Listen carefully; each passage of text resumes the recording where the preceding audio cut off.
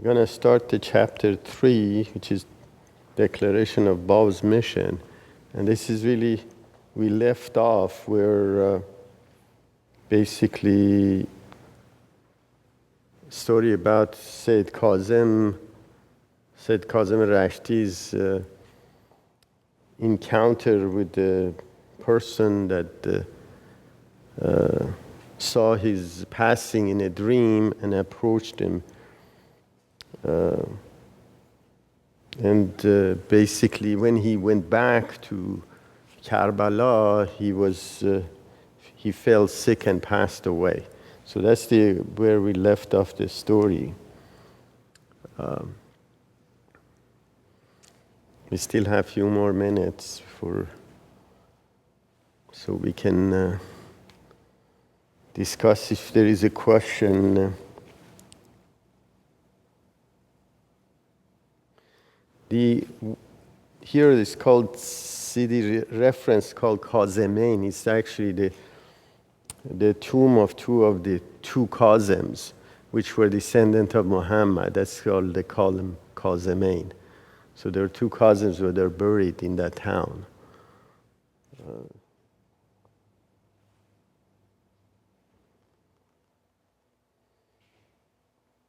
But the major cities, which is Karbala, which Imam Husayn, which was the son of Ali, is buried, and Abbas, which is half-brother of Imam Husayn, are buried in Karbala. And Najaf is the burial of Imam Ali. You were saying last week about I think you just made mention of the sons and descendants of Muhammad. Their clothing, their headpieces were different. They were green or something. The turban. Yeah, the turban is. Are they still now in Persia? I mean, descendants of Muhammad. Are they still revered in a different way, or are they noticeable in public? In Shia Islam there are. This Shia is very, but remember now there's so many of them. I'm not sure. It was a very interesting story when you do Google search and you see that now they're resurrecting this burial grounds of these Imamzadehs, and they're popping up almost everywhere because they can make money at it. The quote unquote, if you go and basically, it's like saints in Christianity. So there's so many saints. In Christianity, it's not as many, but when you're looking at descendants, it can be. So they just build these things and then they put in areas to collect money and do prayer for the pilgrims and so on and so forth. These are cultural. It's mostly Shiite. Actually, in the Sunni divisions, there is these burial grounds have no significance at all. Because their doctrine of elders are the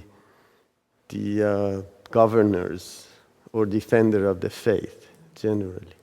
And I'm not exactly sure, actually, although they recognize some of the imams as scholars of the Islamic faith, but I'm not sure where this division of church and state from a Sunni point of view has occurred, and where their ideology of this separation actually helped growth of Islam in general. And when you look closely, even Sufis were the major force in propagating Islam throughout basically Russia, throughout even China and Asia in general. It was Sufis where they really don't have this relationship with the Imams either. Although many of Shiites become Sufis and Sunnis became Sufis also. But they have a pantheistic type of religion. So they believe that actually a piece of God in is every living being, which is so the consciousness of humanity creates that God that we pray.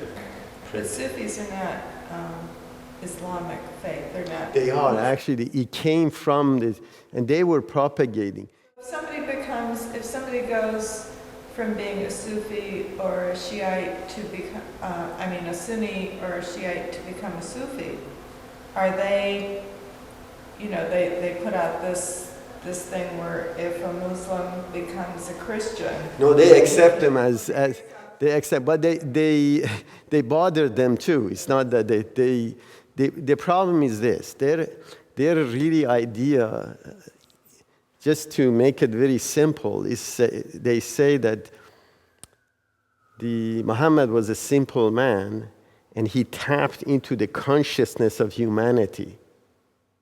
So he's like a normal person because he could, through closeness to God, be able to connect to this. And quote on this God is actually consciousness of humanity. So he got this revelation that is dispersing. So if we individually become pious and basically detach ourselves from material things, we can become like Muhammad. So you say you don't need clergy, you don't need imams to get close to God. So you can become like Muhammad. But their doctrine is Islam from a jurisprudence point of view.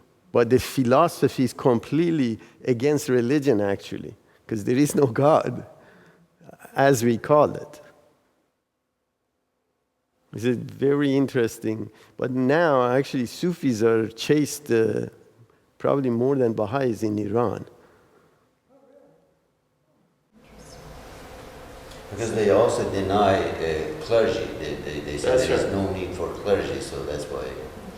Well, they're Baha'is in that respect. That's right. Yes. Another point to make, if I may, the offsprings of Muhammad, they try to label themselves as Sayyids. So wherever you see that word Sayyid on somebody's name, that means they're ultimately offsprings of the Prophet. However, the meaning is master. However, there are stories that British, as a matter of their corruptive policies, created a lot of Sayyids in Iran also. So there is, if the story is true, there is a mix of real offspring of the Prophet and a lot of made-up ones too. But when you look at the actually descendants of Muhammad, many of them have many wives and many offspring, so it's not too far to imagine you would have thousands and thousands. Great, so we should start then. Part 2, The Revelation of the Bāb. Chapter 3, The Declaration of the Bāb's Mission. The death of Siyyid Kazim was the signal for renewed activity on the part of his enemies.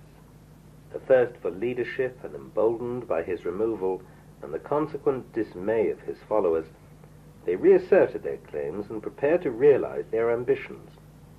For a time, fear and anxiety filled the hearts of Siyyid Kazim's faithful disciples, but with the return of Mullá Husayn Bushrui from the highly successful mission with which he had been entrusted by his teacher, their gloom was dispelled. It was on the first day of Muharram, in the year A8 1260, 22nd of January, AD 1844, that Mullá Husayn came back to Karbala. He cheered and strengthened the disconsolate disciples of his beloved chief, reminded them of his unfailing promise, and pleaded for unrelaxing vigilance and unremitting effort in their search for the concealed beloved. Living in the close neighborhood of the house the Siyyid had occupied, he, for 3 days, was engaged continually in receiving visits from a considerable number of mourners who hastened to convey to him, as the leading representative of the Seer's disciples, the expression of their distress and sorrow. He afterwards summoned a group of his most distinguished and trusted fellow disciples and inquired about the expressed wishes and the last exhortations of their departed leader. They told him that repeatedly and emphatically Siyyid Kazim had bidden them quit their homes, scatter far and wide, purge their hearts from every idle desire, and dedicate themselves to the quest of him to whose advent he had so often alluded. He told us, they said, that the object of our quest was now revealed. The veils that intervened between you and him are such as only you can remove by your devoted search. Nothing short of prayerful endeavor, of purity of motive, of singleness of mind, will enable you to tear them asunder. Has not God revealed in his book, "Whoso maketh efforts for us, in our ways will we guide them"? Quran 29:69. Why then, Mullá Husayn observed, have you chosen to tarry in Karbala? Why is it that you have not dispersed and arisen to carry out his earnest plea? We acknowledge our failure, was their reply. To your greatness we all bear witness. Such is our confidence in you, that if you claim to be the promised one, we shall all readily and unquestionably submit. We herein pledge our loyalty and obedience to whatever you bid us perform. God forbid, exclaimed Mullá Husayn, far be it from his glory that I, who am but dust, should be compared to him who is the Lord of Lords. Had you been conversant with the tone and language of Siyyid Kazim, you never would have uttered such words. Your first obligation, as well as mine, is to arise and carry out, both in the spirit and in the letter, the dying message of our beloved chief.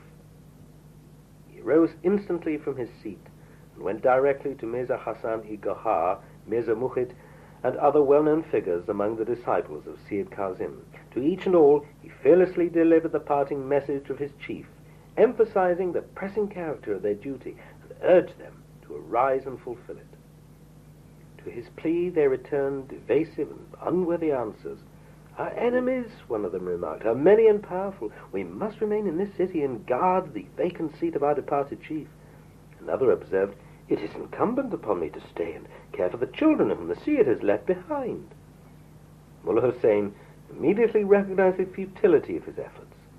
Realizing the degree of their folly and blindness, and in gratitude he spoke to them no more. He retired, leaving them to their idle pursuits.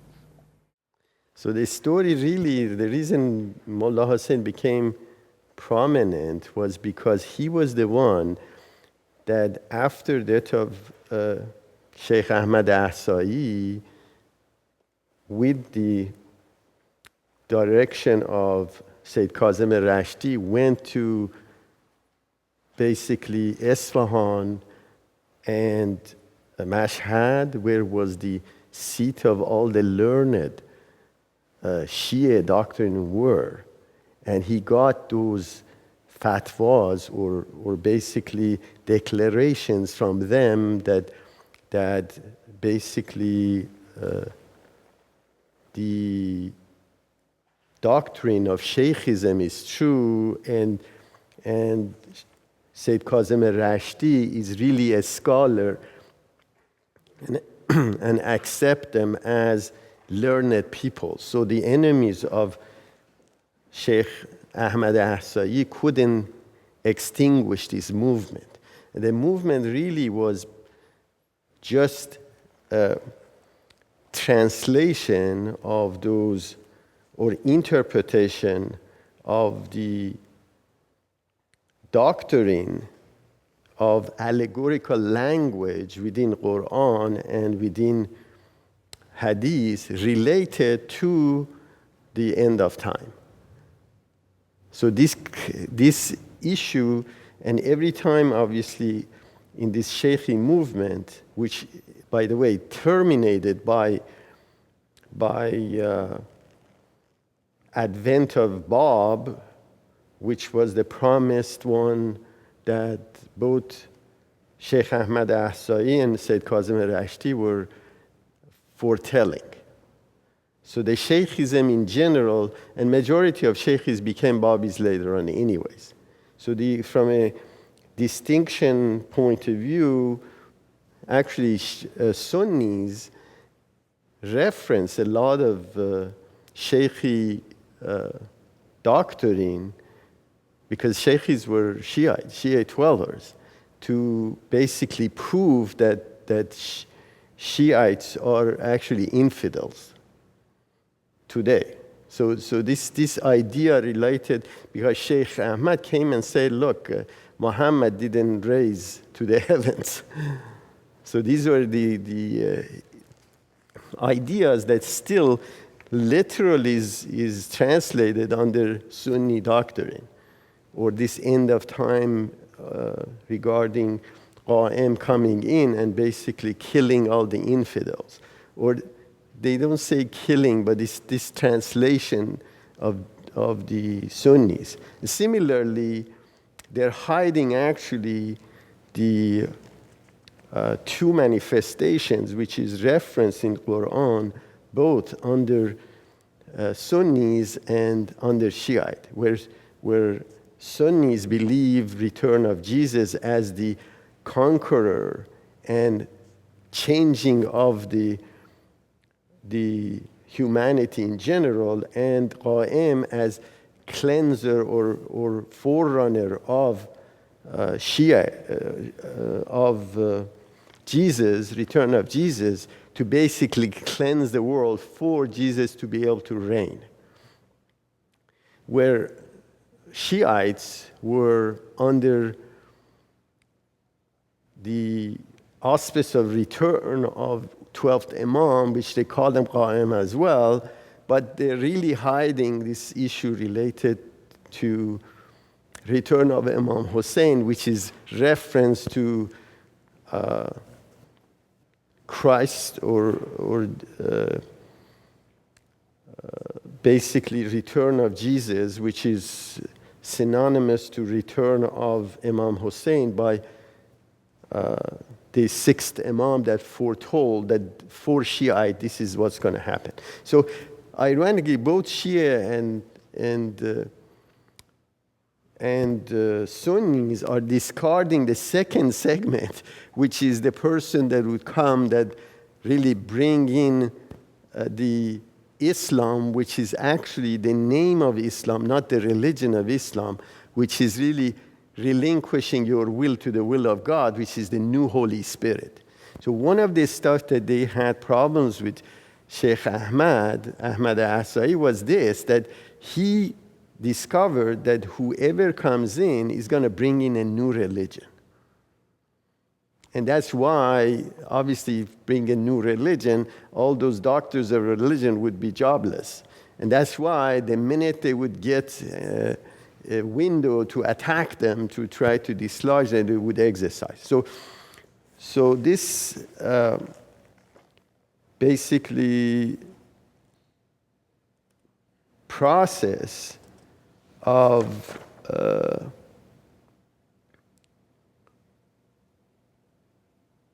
Mullá Husayn was the person that was by himself was very knowledgeable and became de facto leader because he could go and talk to those two marja taqlid, or those basically scholars in Isfahan and Mashhad related to Shaykhi movement and their ideas. And ironically, they even those scholars admitted that they couldn't understand all the allusions that Sheikh Ahmad Ahsai was bringing in. So this Mullá Husayn was the person that could achieve this. So politically, he was de facto the leader after Siyyid Kazim Rashti passed away. Aren't his followers, though, here saying, we thought you were the next one coming, but if you're not, well, we're not willing to go any further than this. What they said is that if you claim to be the promised one, he was so revered of what he could have done. He basically what he did in terms of convincing those two scholars made the Shaykhi movement safe again. So they weren't persecuted. And they had a lot of adherents. Now here it's saying, because of his knowledge and his stature within that community, they said, if you claim to be the Qa'im, then we would gravitate toward you. But in reality, what happens is, remember, most of these people that belonged to the schools, they had statuses as scholars as well, because Shaykhi was a school like any other Shiite school, and they had its own ideas and its own followers. So these people that were very close to basically the Siyyid Kazim Rashti as their teacher had statuses themselves, and they had their own following.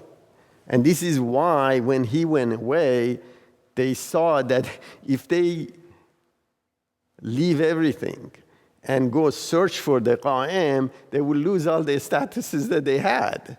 So all the wealth and status and all the stuff. So this hierarchy situation, and he was the chief of it, Mullá Husayn. So he said, obviously this is the last will and testament of our Lord, which was Siyyid Kazim Rashti, and you need to leave everything, your family, your wealth, your business, and basically go find the Qa'im.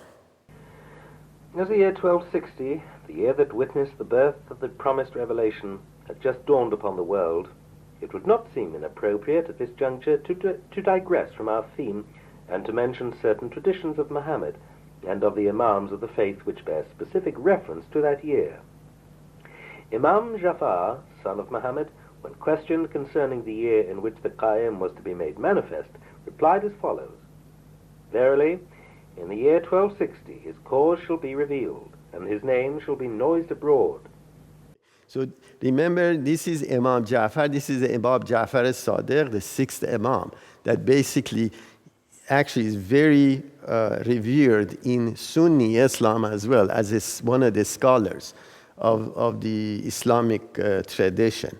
So this Imam Ja'far al-Sadiq is the one that said that return of Jesus is the same as return of the Hussein. It's the second coming of, and the Qa'im would be showing himself in the year 60, which is basically 1260.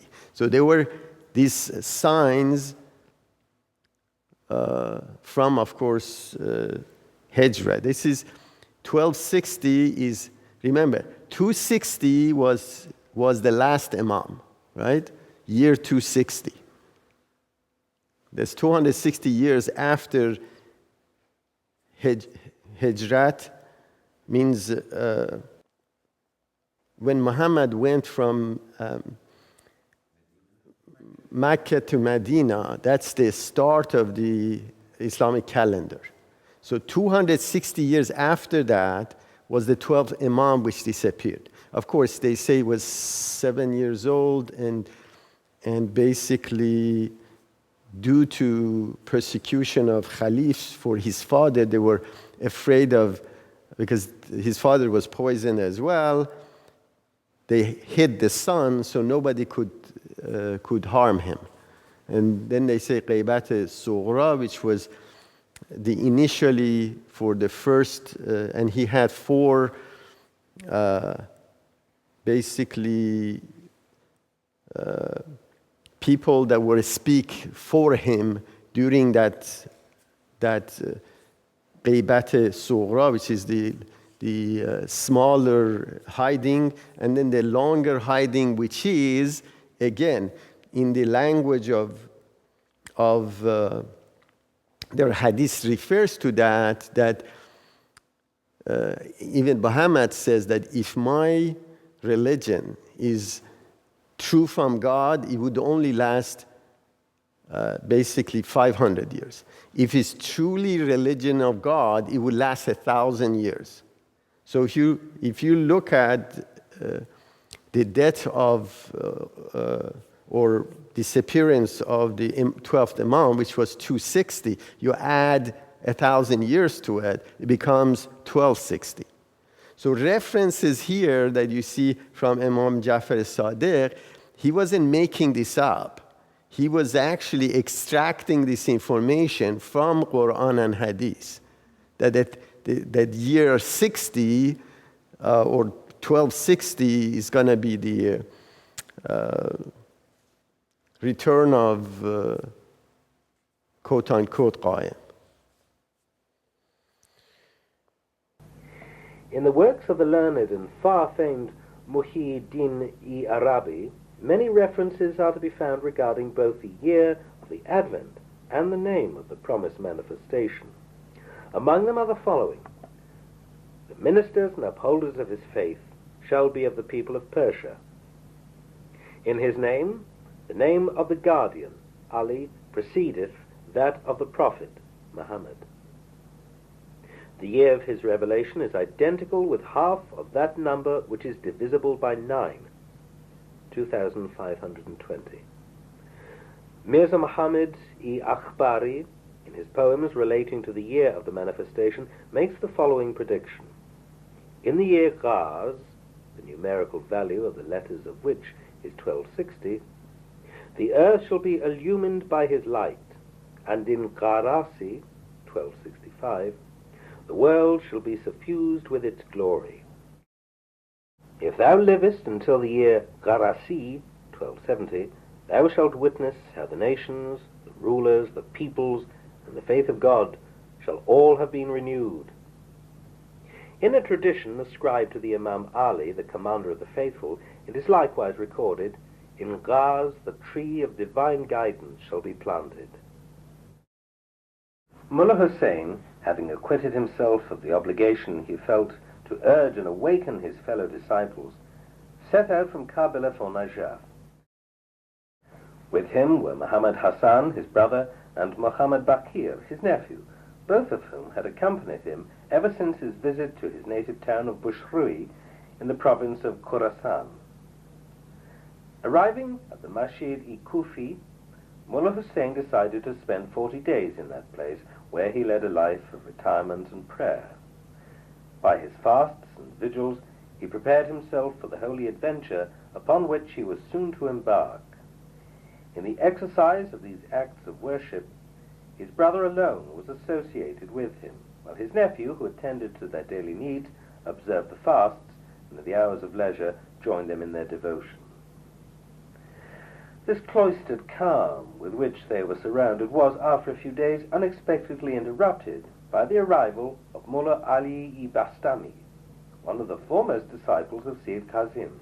He, together with 12 other companions, arrived at the Masjid-i-Kufi, where he found his fellow disciple, Mullá Husayn, immersed in contemplation and prayer. Mullá Ali was endowed with such vast learning and was so deeply conversant with the teachings of Sheikh Ahmad that many regarded him as even superior to Mullá Husayn. On several occasions he attempted to inquire from Mullá Husayn as to his destination after the termination of the period of his retirement. Every time he approached him, he found him so wrapped in his devotions that he felt it impossible to venture a question. He soon decided to retire, like him, for 40 days from the society of men. All his companions followed his example, with the exception of 3 who acted as their personal attendants. Immediately after the completion of his 40 days' retirement, Mullá Husayn, together with his 2 companions, departed for Najaf. He left Karbala by night, visited on his way the shrine of Najaf, and proceeded directly to Bushir, in the Persian Gulf. There he started on his holy quest after the beloved of his heart's desire.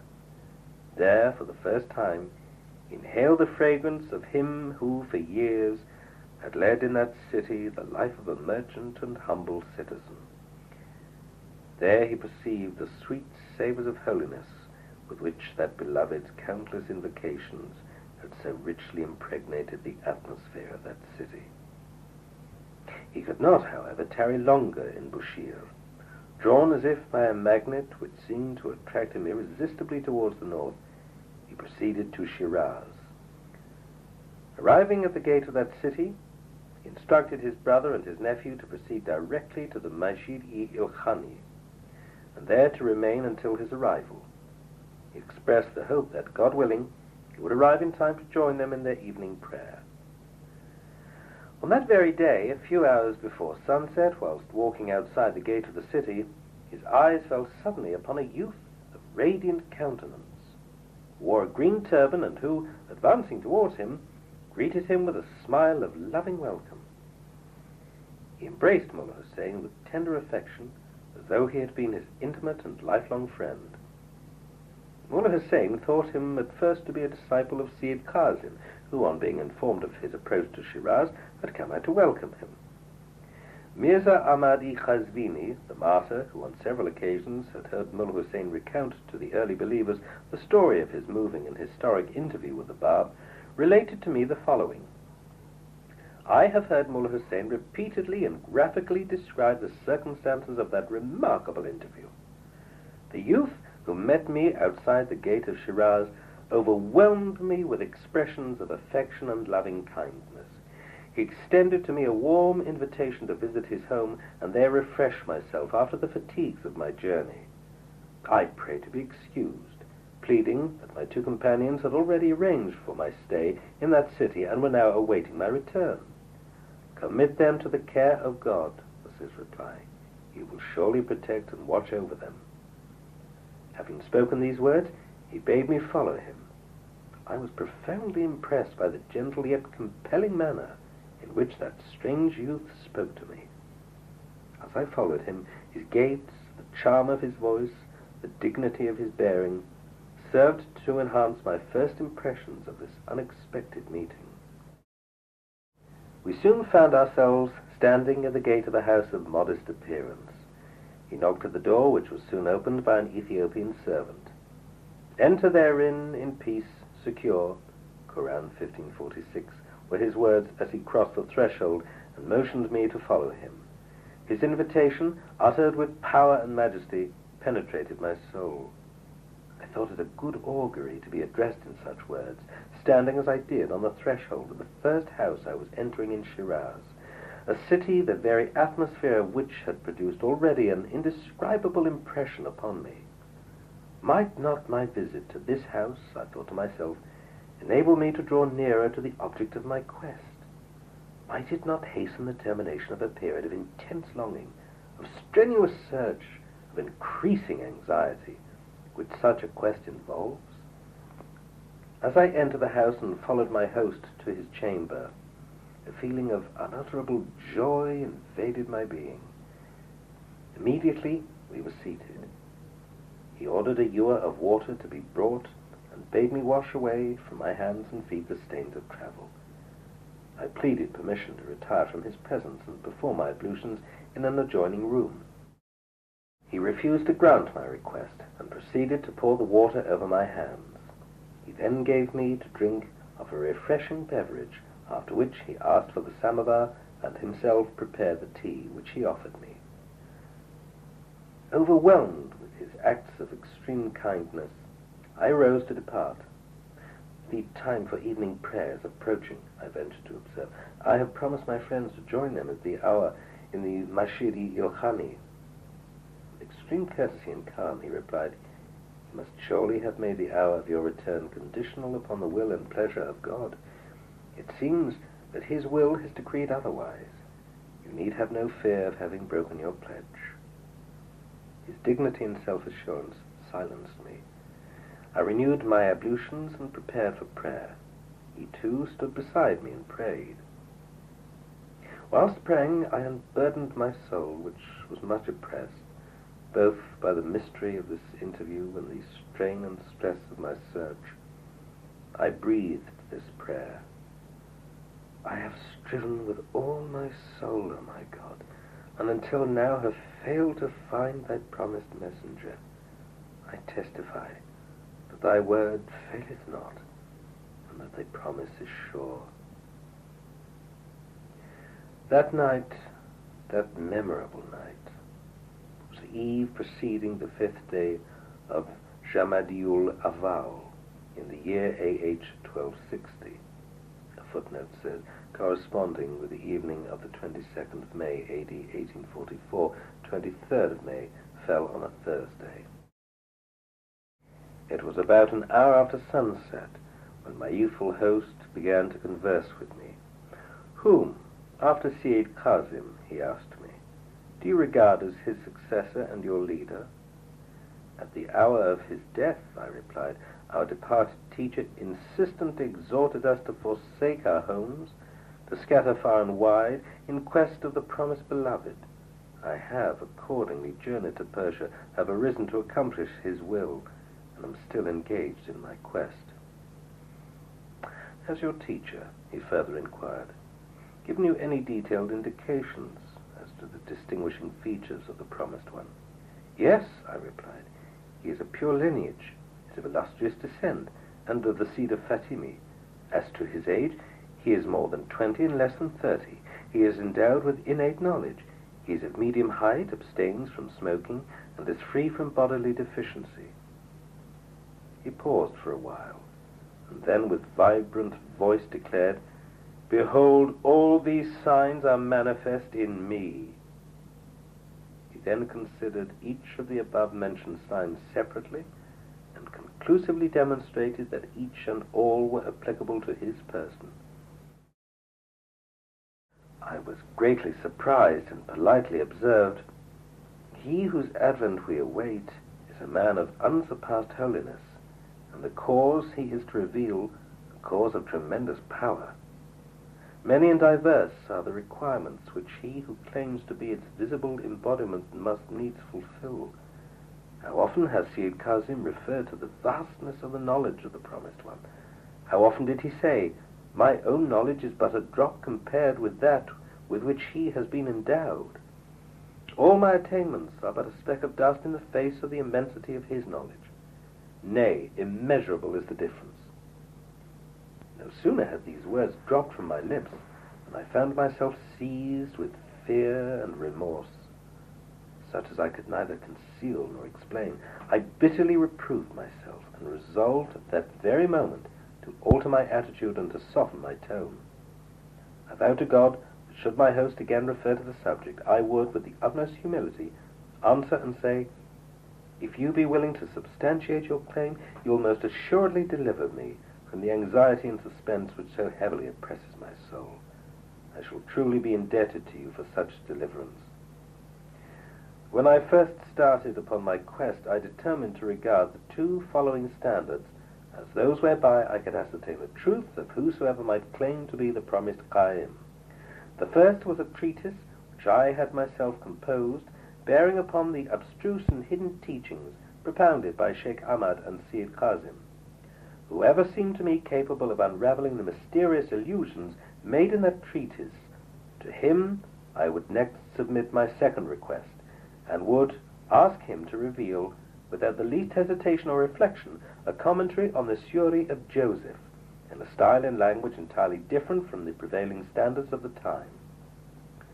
I had previously requested Siyyid Kazim in private to write a commentary on that same Surah, which he refused, saying, This is verily beyond me.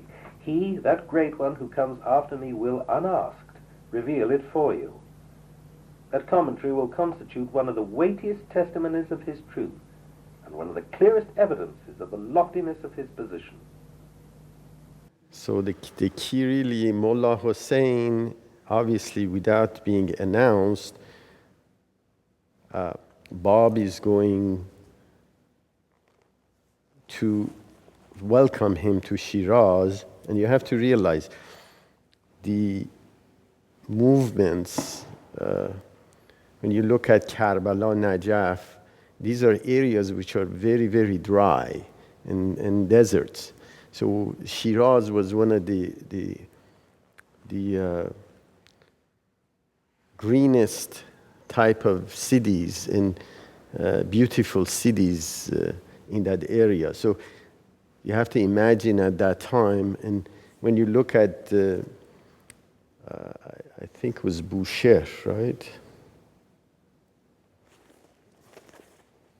Yeah, anyways, there are cities where the commerce would occur. So the routes were coming from Karbala to the southern portion of Iran and then going north. So that was the normal route of commerce. And you have to realize it wasn't like today that you have cabs waiting and you go there. And so these things had to be planned. It would take months for them to arrive. And ironically, he was drawn to after 40 days of praying and fasting in Karbala. I oftentimes think, what does the manifestation think when he's in that position, knowing who this person, Mullá Husayn, was? I mean, because they are, yes, they're beyond human beings, obviously, but they still have human emotions. And did he feel giddy inside that he was, you know, the mystery that Mullá Husayn was going to soon realize who he was? I mean, it just kind of is a fun way to look at it, you know?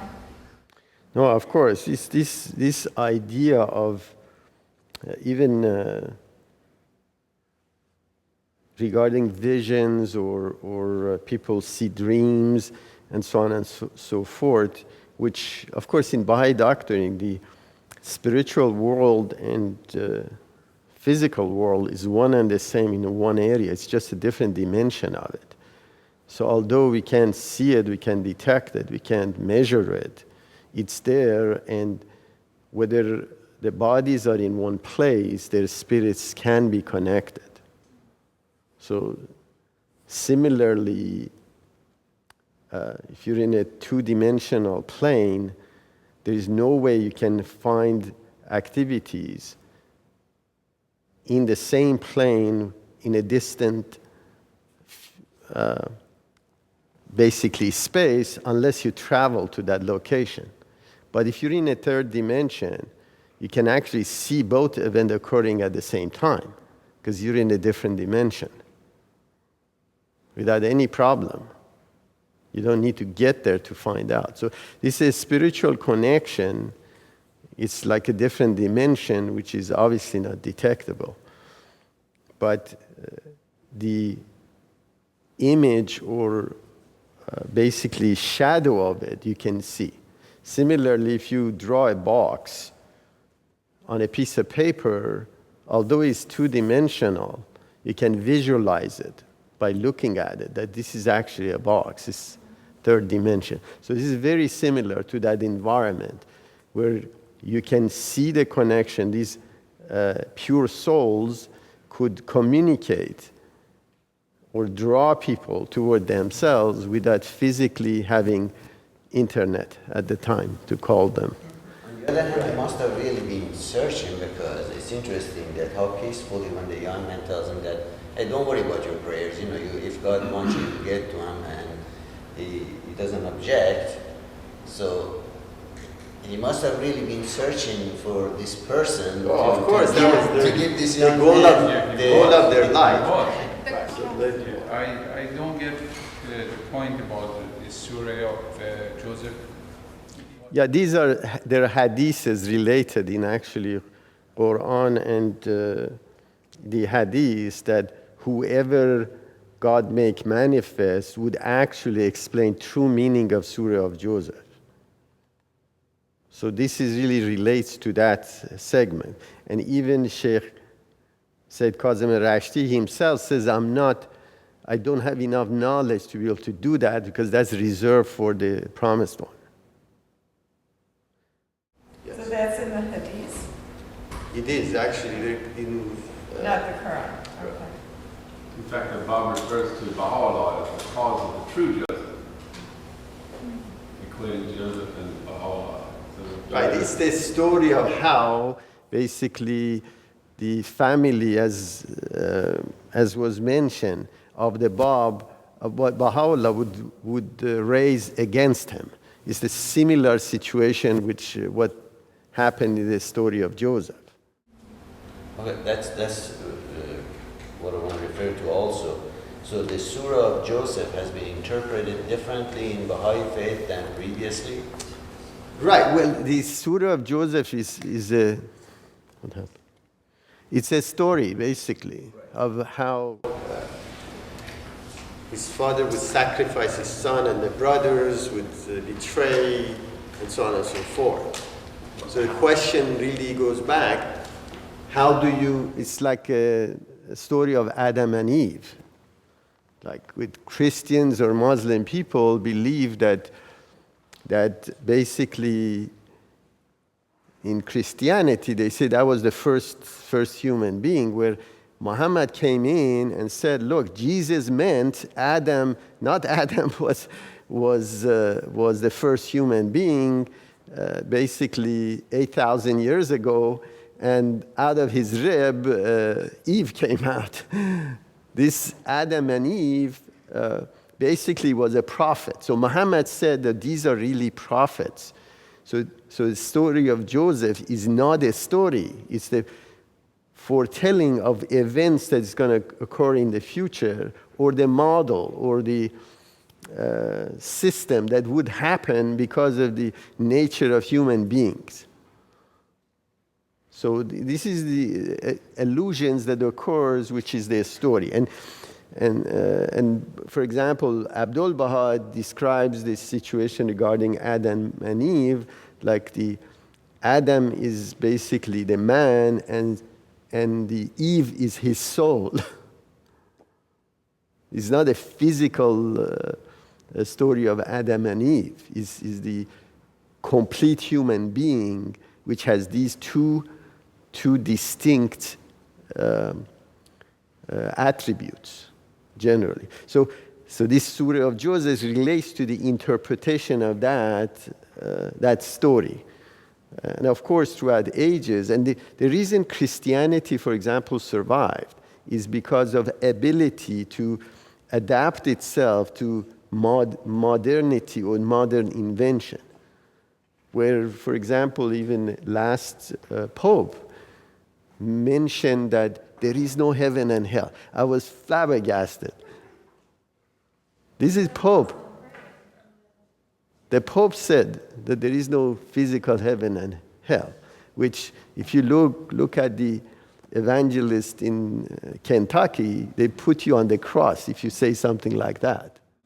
Actually, that story of Adam and Eve in the Bible can be very confusing, because even though it claims they were the first people on earth, and then when it comes to Cain and Abel, either Cain or Abel suddenly goes to the next village and finds somebody to marry, and you get all confused. Well, you have to realize, again, the stories were told based on comprehension, level of spirituality that humanity had at the time. So you can't just take a story out of context for today, where at the time the comprehension or laws were completely different. And it's the segment and the deterioration of laws of Moses or Old Testament produced basically this new revelation, which Jesus from God came in and tried to basically resurrect the spiritual plane of the humanity at the time. Because like any other thing, as we discussed last time, when you look at laws of entropy, that means deterioration exists everywhere in the world. And it applies to religion as well.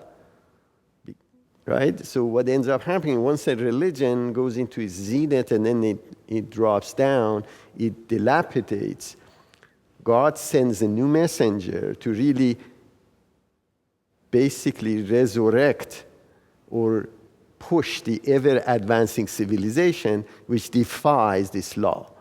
This is the only law in physics that these basically entropy, which is laws of the deterioration, which says, it's a very simple law actually, it says anything, if you leave this chair for millions of years, it turns to dust. It goes to its prime component. Right. From order to the disorder. So if you wait 1 billion years, right, a jumbo 747 sitting in a desert, which is the nicest condition to preservation, eventually turns to dust. But if you wait 1 billion years from dust, no 747 would appear, right? So reverse is not true. So, Shukr, I have a question. Sure. Are these pictures a picture of the House of God? That's correct. There are different pictures related to those. So and is this now all destroyed by Muslims? The Muslims are some of them, I'm not sure. Some are. No, the Siyyid Kazim and Rashti, their tombs are still there. Only House of Bab'i in Shiráz was destroyed. And the house that was visited in Iraq by Baha'u'llah, that is destroyed as well. So this whole issue related interpretation, again, goes back of as the stages of humanity is increasing the comprehension, and civilization is growing one way, it's not deteriorating. And this is really proves, based on first law of thermodynamics, that says that if a system, no infusion of energy comes from outside, if it's within itself, it eventually exhausts its energy and turns to dust, it disappears. So if something is growing, means that an energy outside its system is getting infused. That's the only way it can. So these are laws of thermodynamics, and it's a fact. So what happens is that this civilization that is growing is receiving energy outside its system. What is the system? The system is humanity, is the world, is the universe. So outside this universe, we're getting information, energy that fuels this growth. And of course, this is really the spiritual realm which laws of God is entering, and it pushes civilization forward through manifestations. So religion is one religion. It's the religion of God is coming successively to propagate the civilization. Then where is this wrong energies coming from? Why is such a discord in this structure of human beings? Oh, this is called free will. God will not interfere. God will not interfere in humanity. Ironically, this is the whole point, that what is good for you and what you like may be different. But guess what happens? You're forced to adapt them anyways. So this is the whole process. It's not that Muhammad or Baha'u'llah could say that equality of man and woman would be established in next few hundred years. And because the force of God would make it happen. These are, by the way, people from the East have this concept of Jabr, which is forced by God. There is no such a thing in Baha'i religion. The reason that would become evident is because humanity will not survive without it. So they're forced to go that direction. It's not by liking or force of God. It's because there is no alternative to it. So humanity or Holy Spirit, when they receive this blueprint, they can follow it, they can get to the destination unscathed. Or they can defy it and go into wars, and eventually, through wars, they have to collaborate. So United Nations would come out of it, where, of course, in Baha'i religion already predicted this should have happened. If you don't, you have to do it by force. So the reason is, if you take 50% of your population, right, and say you're not allowed to work and you discriminate against them, what would happen? Your growth would diminish. And this is exactly what happened. Good part about the humanity is you can see microcosm of these ideologies already exist. Why are all the societies that discriminate against women are the most backward one? It's very simple. Look at all the Muslim countries. They're all most backward countries. Why? Because they took half of the brain power out of the system. That's what they did. Right. So what ends up, so the question is, and this is really the argument of the naturalist, or basically pantheistic religions, is that, oh, no one can foretell the future. Therefore, the future is really random, which is really not true. If you take organic matter, any organic matter, you starve them from nutrition, what would happen? Eventually it would die. And this is the same exact situation. You take those spiritual laws out of the system, that whatever it is, humanity is an organic system as well. It would just collapse and die. So they could foretell this, not saying that God would come down and force people to accept women as equal, because there is no alternative to it. So the question is not the destination, it's a question of when and how you get there. But it's a law, so it's going Sorry? to happen. That's correct. The same way, and this is the whole point of when you look at physics. Physics, once you prove some particular process of or axiom or law, you can't reverse it because it's there. So if I dream, or we all agree that there is no law of gravity, and I jump out of the 5th floor of a building, what's going to happen? I'm going to come down. Whether I believe in the law of gravity or not, it doesn't matter. I'm going to come down. And this is exactly the same way. So the spiritual law and physical law, the spiritual law is continuation of physical law. So the reality as a whole is two parts.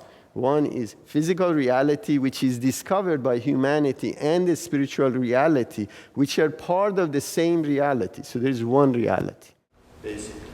Okay, Shiraz, sorry. I can go with that the energy for a chord comes from the outside, and the energy for discord comes from the inside. But also considering that nothing is for free, where is this free will come from?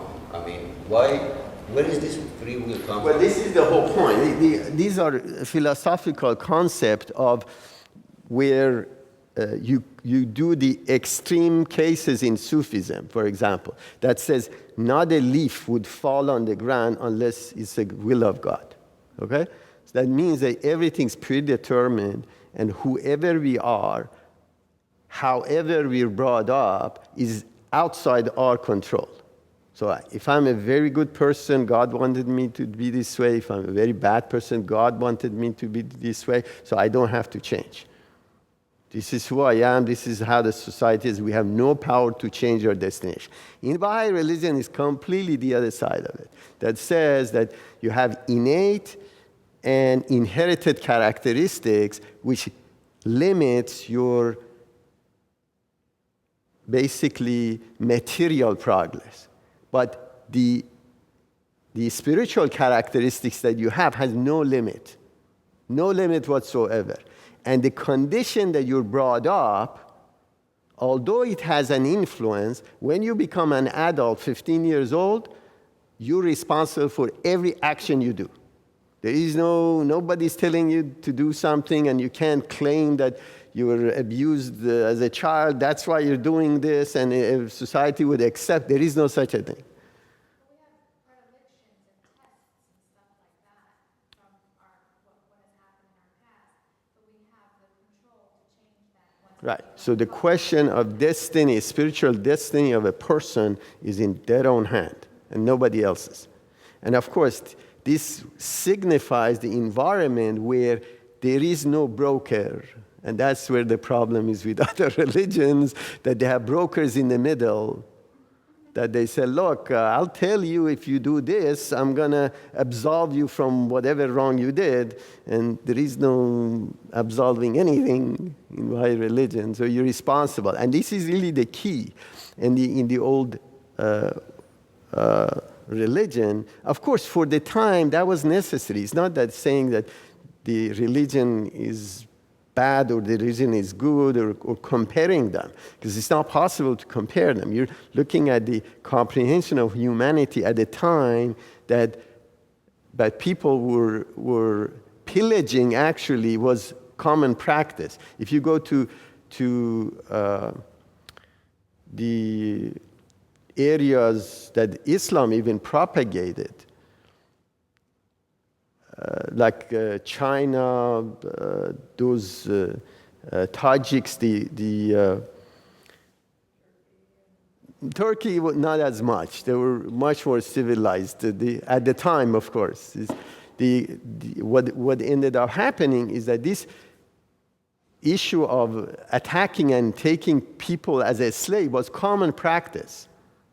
And one of the Sufi cultures that propagated actually through Islam, it allowed them to really practice those stuff anyways, which there is no such a thing in Islam in terms of slavery. There's no such a thing. But they were practicing. We read up to 1840s, the Turkmens and the people on the right now is part of China. They were nomads, and they were coming down and taking slaves from Iranian infidels because they were Shiites and those guys were Sunnis. So they would come down and basically go to villages and enslave people and bring them back and selling them in their markets. And they were Muslims. Now, obviously, because they could say, although they were enslaving Muslims, but they're saying these were infidels, they were Shiites, so they were still doing these things. So it's a very, very interesting concept from this progression of civilization, but the point about the concept is individual responsibility. So you can't go to your priest and say 50 Hail Marys and whatever you did last week is going to get washed away. There is no such a thing. So you're responsible for your action and you can't reverse it. It doesn't matter how much money you pay. You may get forgiven for what you did, which in God's bounty, forgiveness is there. But the damage we cause to our own spirit will never go away. So you can't cause harm and then pay retribution to reverse it. And this is common, by the way, in Islamic culture. You can kill somebody and pay for it if the family of the person who is killed agrees, then the civil law doesn't touch the person who committed the crime. It's happening I today. have an interesting point to say about this. Because I have an aunt who was dating a married man who was Catholic, and he wanted to marry her. And they had teenage kids and Catholic. He went to the church and they said, let me think about this. We don't divorce, but you can, for a certain amount of money, we will nullify your marriage so that you could marry her. And he did, which meant his children were now bastards, as it were. And in the end, my aunt said, "You're a scumbucket, I'm not going to marry you after all of this." So, I mean, it was like, not that she was such a prize, but I mean, it goes on today that the church, you can just pay for what you want. And, suddenly all these vows and everything that you've taken, well, that's okay. And, now, But remember, this has nothing to do with Christ or Christianity or Bab'i. So what happens, and this is really a good example of what happens when humanity or clergy starts to insert their own language or their own interpretation into the religion itself, and this is the result of it. So there are many, many examples in Islamic or Christian culture that refers to that. So the whole issue really relates to knowing not to harm. You see? Because you can't absolve it. So how would you do that? How would you do that? Unless you have a blueprint of what is good or bad, not to your opinion or your fellow man's opinion, is for the society to advance the civilization, there's a set of blueprints and laws. And this is for the first time in the history of mankind. You have the blueprint, which is the Holy Spirit in Christian terms, and the instructions of how to get there.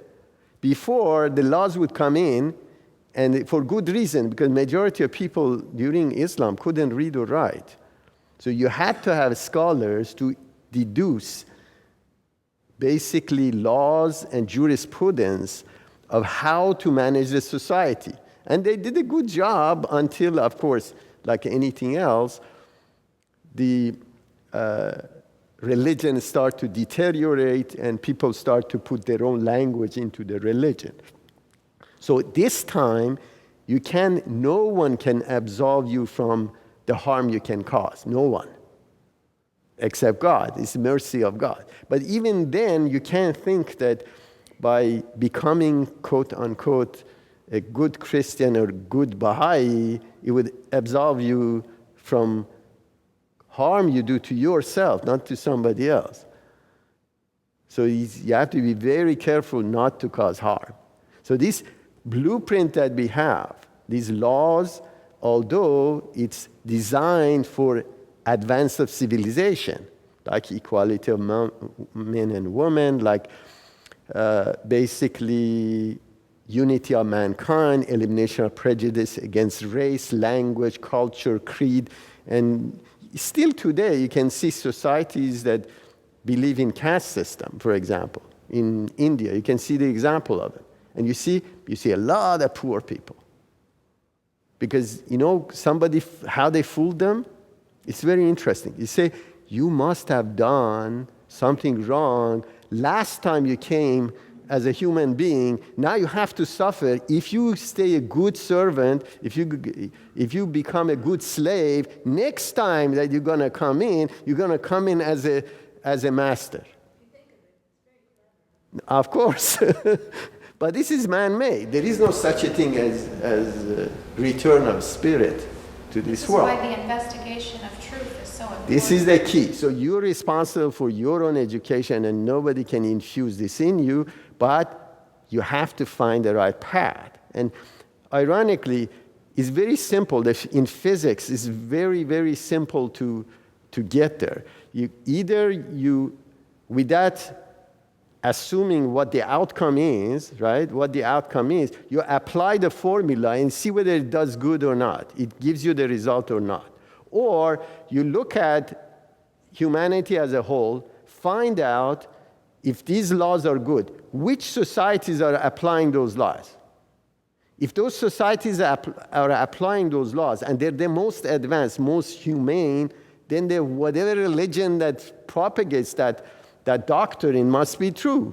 But nowadays, the more progressive nations are not religious at all. It doesn't matter. You see, that's the whole point. It's like saying that, for example, Einstein was a Jew, right?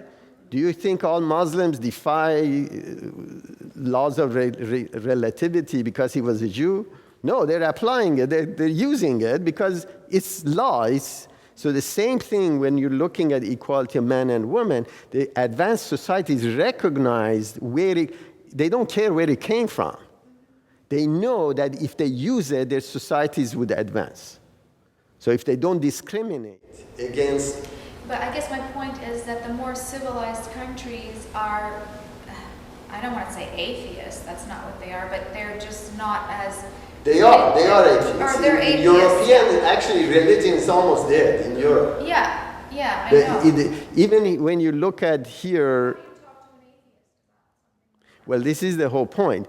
So now you see the civilization it reaches a point where now we see in the Western culture, they're trying to take the source of the revelation, which is a source of the disbursement of this Holy Spirit, out of the equation. Say, look, if you have the book, it doesn't matter, right? Yeah, Baha'u'llah was a genius. He came up with these ideas, right? Let's take these ideas and apply them. And guess what? They're applying it. Wow, it works. And they're applying more and more of it. But they say, look, we don't want the rest of it. We don't want accountability. We don't want... But they don't acknowledge that that's where the knowledge comes from. But No, they would never do. They're rejecting religion as they're rejecting organized religion. No, They don't want to be identified as being a Christian country, a Jewish country, an Islamic country. Of course. But I think that, having lived in Europe for many years, many acknowledge God as being the central. But remember, This is really many of important them because- are actually agnostic. Agnostic is a better way to Yes. say it. That they say that God exists, but, he gave us the book and left us alone to do whatever we want. The reality, let's see what the drawback is. What happens is this, because there is no equity in law. That means that whatever law you put in a society, right, you're going to have losers and winners. There is no condition. And by the way, if you look at last 40, 50 years in the United States, what has happened? What has happened is that because they're following the capitalistic model, they look at humans as basically unit of labor. Okay? So what happens that the unit of labor is most efficient when it's single, when it doesn't have kids, when it works 18 hours a day, and consumes. This is the humans that they are. So if you take the reality of the model, the business model that they have, guess what? The reason they adopt this equality of man and woman is not because they think it's a noble thing to do. It's because the unit of labor, if you take them out of the system itself would collapse. So the key really relates to the environment that you have created that feeds itself. The problem with it is this. Now you see rich gets very richer, and the middle class and poor people get poorer and poorer. Because there is no equity in the system. There is no spiritual side of the Holy Spirit. They only pick the stuff that propagates their society. They don't look at the side effect of it. Now, what is the side effect, quote unquote? Let's find out the reverse of it. They took the good parts that propagates the material progress, but they left alone the stuff that basically create a humane society. Let's see what happens. What did they violate? Now, they took the good ones, they violated some too. Look at, for example, alcohol, right? In the book, Baha'u'llah's Holy Spirit says anything that basically distort your mental capacity to be responsible for your action. Guess why teenagers drink? Because they want to forget who they are, and they can do anything, their inhibition goes away, right? So what happens, what alcohol does is that it interferes with your ability to make judgment. You become very slow, you put behind the car, it takes you 5 seconds to press your brake. During that 5 seconds, you can kill somebody, right? So let's see what this simple law, which nobody thinks is anything to do with religion or society as a whole. What is the cost to the society of this law? You have 20 million alcoholics in the United States. 20 million alcoholics. Every alcoholic has 4 dependents. You either have parents, you have children, you have a wife, right? At least 4 people get impacted by this. Majority of the incest, rape that occurs in the United States is directly related to alcohol. Directly, and everybody knows. So now, multiply that 20 million by 5, what do you get? 100 million people in the United States, 1 out of 3 is in pain today because they violated very small law. And nobody thinks there is anything wrong with it. By the way, they try to fix it through force. And Baha'u'llah says nothing works through force. Nothing works. They try to do prohibition, get the alcohol out of the way. Right. So what happens is this, so the only way you can do this is to nature of collective comprehension of people of role of Holy Spirit and God. That I would not harm, I'm not allowed to harm somebody else. Whether I'm a teenager chasing something different than I'm supposed to do, or sitting behind a car and I may get into an accident and kill or maim somebody. I'm not allowed to do that. So these are the key. It's a major, major departure in terms of self-responsibility of the actions you do. So between alcohol, there are $400 billion loss on United States, 400 billion loss of people not showing up on work,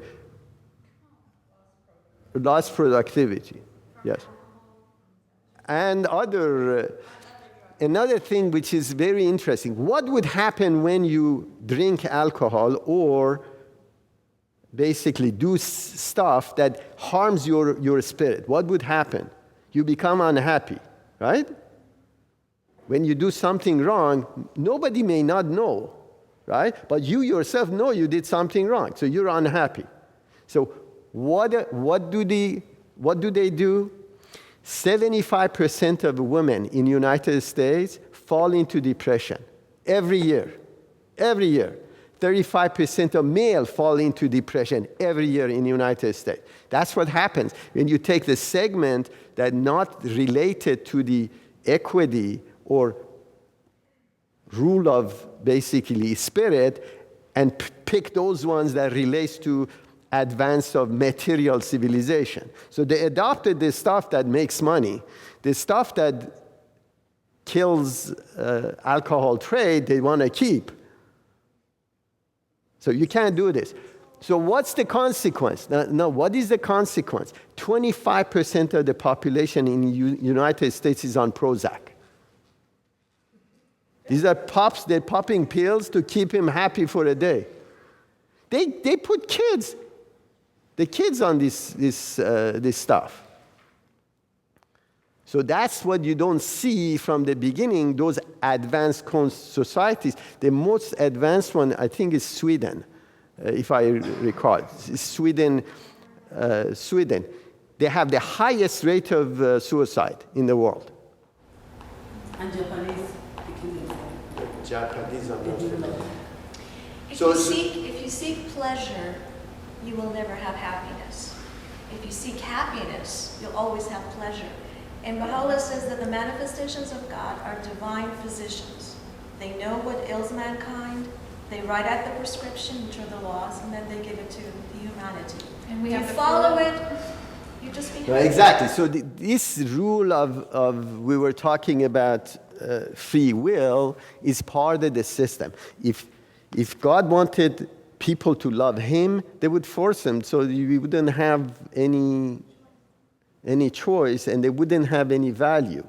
There wouldn't be any value. The key is independent investigation of truth and finding God in your life that brings that happiness into your life, both spiritually and materially.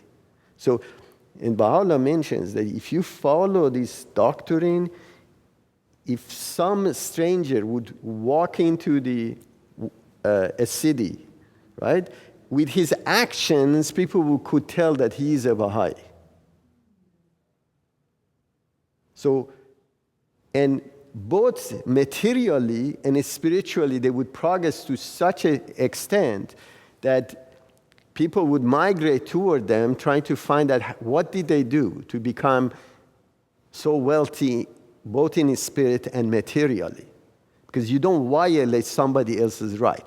Ironically, the capitalist system or other religions, the way they progressed, again, not religion as the book of the followers of the religion. We have to separate this Christianity from Christians. You have to separate Muslims from Islam. Because these are two separate issues. And what's his practice has nothing to do with what's basically right. That's correct. So the whole process is, the whole idea came in that I enrich myself by enslaving other people that disagree with me. And this was really, Islam propagated rapidly because of this culture. Because they could pillage anywhere they went, and quote unquote, on the guise of Islam, they're same thing, by the way, Europeans did to Africa and Asia. They wanted to, quote unquote, civilize them. And of course, their goal was to take their natural resources. That's why they went there. But the whole point of the conversation relates to this environment where you can't separate these two together. If you want to be a happy person, or take the Holy Spirit, you have to apply it in its entirety.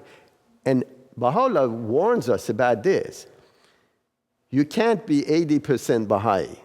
Pick and choose whatever you like. So look, I have to drink. I have no choice. I have to drink. So I believe in everything else, but this one I have to work on. It doesn't work this way. It's a complete system. And this really shows that religion is not something that you believe or you pick and choose which portion of it you want to use, or which portion is good for me or what I like to implement. It's a dogma. It is a dogma. It's an axiomatic formula that you have to apply in its entirety. And short of applying it the way it's intended, doesn't mean that we are all perfect and we all can do everything together. It's the issue of trying. And so what happens is that the Baha'i religion is not a destination. That you say, I'm a Baha'i, and somebody saves you immediately. There is no such a thing. It's a journey, and you're studying this doctrine of Baha'i religion or Holy Spirit with all these laws, and you have to, like anything else, you have to repeat it over and over and practice it. Practice it. If you want to be a good person related to, let's say, benevolence, you have to practice it. If you're, let's say, a forgiving person, you have to practice it. Not that say, look, I only forgive people that I like. I do not forgive people I don't like. It doesn't work this way.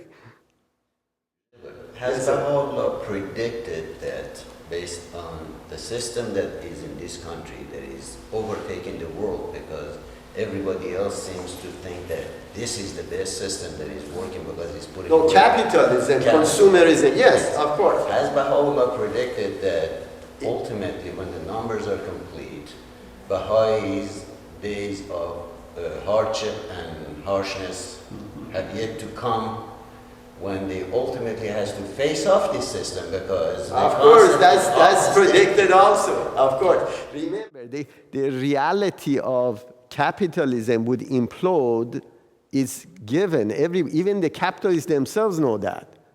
Because the capitalism, the way the capitalism function is in opening new markets. And you use your arbitraging the cost of labor in one area versus the other. That's what you're doing. Guess what? When you run out of consumers, what's going to happen? So the really key is they're promoting people to consume more and more and more. How many shoes do we have? Do you need 50 shoes or 100 shoes or 200 shoes or 50 different suits? Yes. I'm sorry. No, the reason is... Let's choose another subject.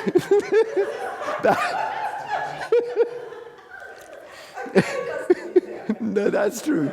That's true. Actually, collecting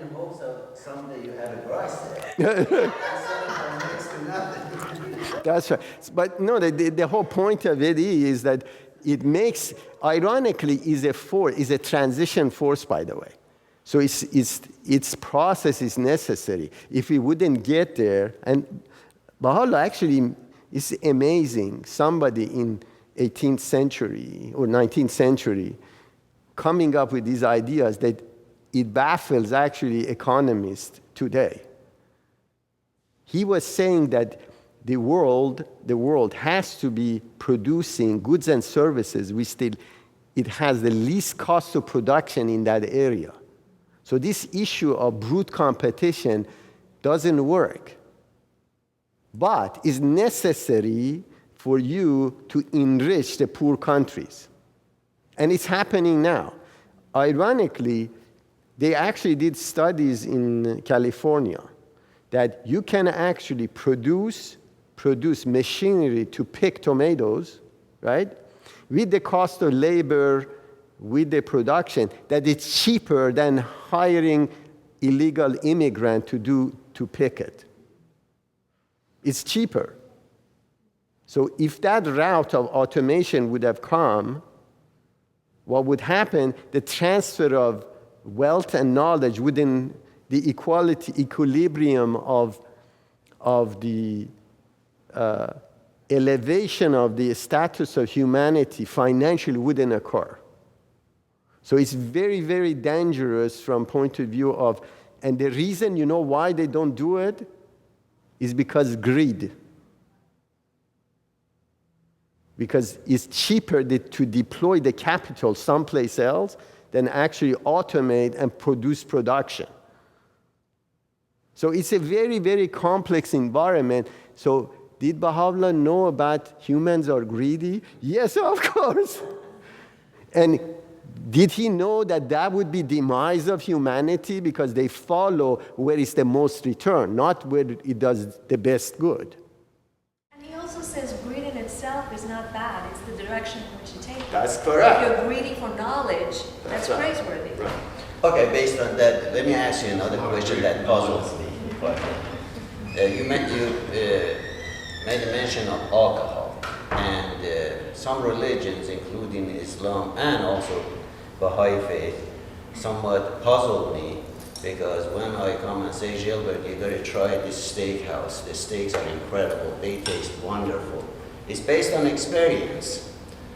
I have run across Baha'i prayers that Baha'u'llah himself explains something and compares it to the flavor of the best wine. No, if he hasn't, it's not the flavor. It's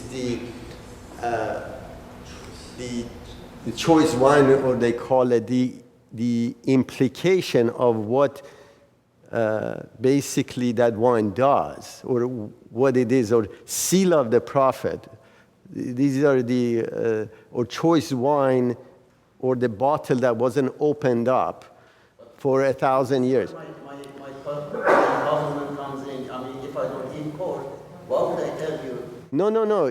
This is the whole point. The whole point of the conversation really relates to the status, the state that a particular drunk person have.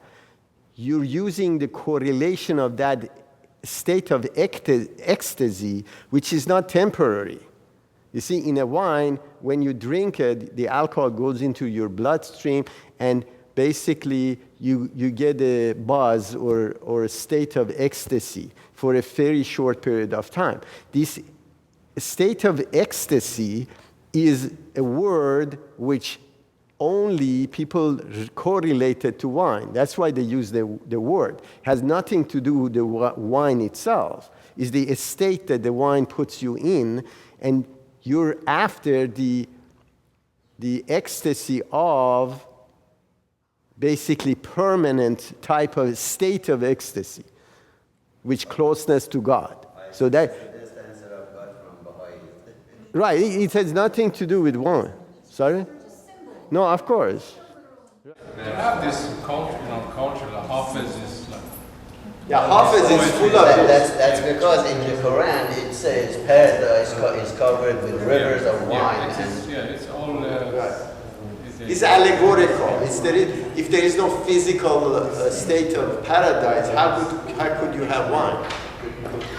So these are really allegorical references to these comments that looks like we're running out of time. Sorry we got diverted from Well, that's interesting. I think it's fascinating. Right. No, the reason I'm bringing this up is very simple, is to show the contrast of leap of faith that occurred during the during the Shaykhism, and how they basically prepared for the coming of the two manifestation regarding completely moving away from literal translation of the text to allegorical translation. So that leap occurred, the science of it occurred during the Sheikh Ahmad Ahsa'i, and all this commentary that they were talking about was the true translation of Quran that nobody attempted to do up to that point, was completely against the doctrine of the ecclesiastical structure. And guess what? Even Pope today started to implement those as well, because they can't defy reality or defy science. They're going to get marginalized, and which they have been. And the only stronghold that, for example, Christianity has right now is in the poorest countries. And it's because of lack of education. Can I mention something really quick? Sure. On this very subject? You know, speaking to what you were saying, ultimately, we can talk about the subject, which is a very good thing, and debate it. And in the end, ultimately, a person has to make their own decision about whatever it is, whether you're talking about alcohol or any particular law. But I think a physician, someone who counsels someone, they counsel them, they give them the prescription, and ultimately the person has to either accept it or reject it. From my perspective, if you choose to reject it, and obviously not you, but in general, if someone chooses to reject it, because as Baha'is we know we choose our path, we get to choose the path to our Lord, they're the ones who have to ultimately experience the consequence, whatever that might be. As Gilbert said earlier, you know, if a person wants to jump off a cliff, it's their choice, but no matter what, whether or not they believe in the physical law, you're going to go down. It doesn't matter if you believe it or not. And I'm not necessarily referring specifically just to alcohol, but any particular law. And so, you know, earlier we were reading about how Mullá Husayn was trying to talk to his colleagues, and you know, they were coming back with these kind of what was the term that they used? You know, he tried to talk to them, and their responses were evasive and unworthy. And what did Mullá Husayn do? Mullá Husayn immediately recognized the futility of his efforts, and realizing the degree of their folly, their blindness and ingratitude, he retired. He walked away.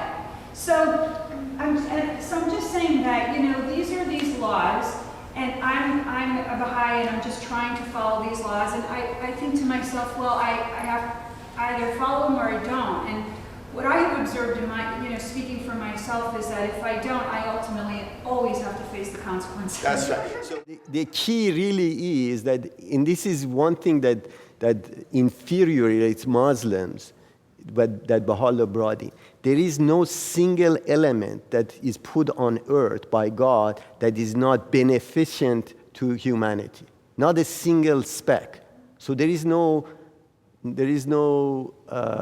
najis. There is no unclean. Even alcohol, so let me explain. Even alcohol has medicinal capacity if it's used in the proper form, which is being used. Okay. So the question is, but the point that we don't see is, how do you legislate its use? A good example of it is opium. Opium is the most dangerous addictive drug that exists, and of course opiate derivatives, which is heroin and so on and so on, is the most dangerous addictive type of situation. Guess what? If you use a minute amount of opium, people that are over maybe 67 years old, they use it on a daily basis, it adds to their longevity. It does. So the problem is the good that it does, which is, again, creating opiate for drug use in medicinal purposes, is very good. Even it can lengthen but the drawback is phenomenal. So if you use the same item in a wrong place, it causes disasters. Now, if you look at Iran today, 30% of the population, 20-some odd percent of the populations are addicts. Either alcohol or opium or they cook up stuff in their stove at home now. So if you suppress a society that they cannot express itself, these are ills that enters the society in general. So nothing that is there, and you can't say, oh, alcohol, if I drink one glass of wine, I would be basically my cholesterol, no, my heart disease would go away. True, but guess where is the highest rate of liver transplant in the world? Where is it? France. Highest And they have the people highest that rate die of from, cancer. sorry, They have the highest rate of liver cancer. the liver cancer. Yeah, but they don't get cholesterol. But they That's right. don't get heart disease. So you can't, they don't have, so the whole issue is, but who is to say regulate? Is the Congress of the United States is smart enough to regulate? These are best and brightest legal brains, lawyers that we have in the United States. Are they smart enough to legislate? And this is really where the bottom line comes in. That there has to, that's right, there has to be. Why? Because even democracy doesn't work. If the strong people can pass laws against the weak people, you're not going to have, not going to have anybody surviving. So this is really the key, unless, again, even for the democracy to survive, Baha'u'llah has remedy for that as well. That means that when you get elected to a position, you have to lose all your affiliations to any human structure except the will of God. That's the only way you can segregate, and you do things based on what benefits populations, not your team or your idea or your... And of course, these are revolutionary processes even in the structure of a political system or economic system. So in the future, all these laws that have come in would get elaborated and propagated in a proper place to create equity. So this inequality that currently exists, and Abdul Baha mentions, this is, guess what, in 1911, right? China is the poorest country in the world, right? Poorest country in the world.